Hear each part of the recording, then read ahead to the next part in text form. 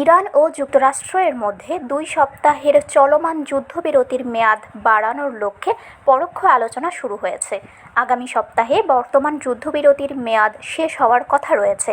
এই সময়সীমা পার হওয়ার আগেই তা আরও দীর্ঘায়িত করতে দুই দেশ কূটনৈতিক তৎপরতা চালাচ্ছে বলে জানা গেছে। সম্প্রতি হোয়াইট হাউসের প্রেস সেক্রেটারি ক্যারোলিন লেভিট এক সংবাদ সম্মেলনে জানান, যুক্তরাষ্ট্র আনুষ্ঠানিকভাবে যুদ্ধবিরতি বাড়ানোর অনুরোধ না করলেও ওয়াশিংটন এই আলোচনার বিষয়ে গভীরভাবে সম্পৃক্ত রয়েছে। তিনি আরও ইঙ্গিত দেন যে আলোচনার পরবর্তী ধাপ সম্ভবত অনুষ্ঠিত হতে পারে। শান্তি চুক্তিতে পৌঁছানোর আগেই প্রচেষ্টাগুলো সফল না হলেও বর্তমান আলোচনার অগ্রগতি নিয়ে হোয়াইট হাউস ইতিবাচক মনোভাব পোষণ করছে।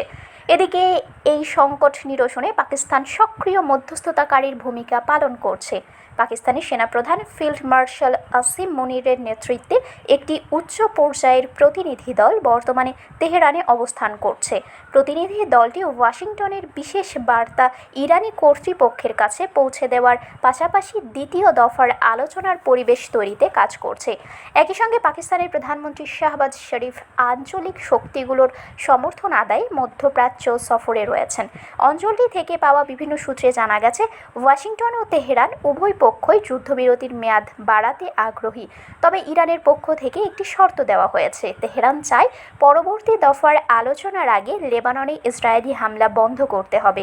অন্যদিকে ইসরায়েলি প্রধানমন্ত্রী বেনিয়ামিন নেতানিয়াহু এক ভিডিও বার্তায় জানিয়েছেন, তিনি এখনও যুদ্ধবিরতিতে প্রতিশ্রুতিবদ্ধ নন এবং দক্ষিণ লেবাননে হিজবুল্লাহর বিরুদ্ধে অভিযান অব্যাহত রাখার নির্দেশ দিয়েছেন। উল্লেখ্য, গত সপ্তাহে ইসলামাবাদে দুই দেশের মধ্যকার আলোচনা কোনো সিদ্ধান্ত ছাড়াই শেষ হওয়ার পর যুক্তরাষ্ট্র ইরানের বন্দরগুলোতে নৌ অবরোধ আরোপ করে।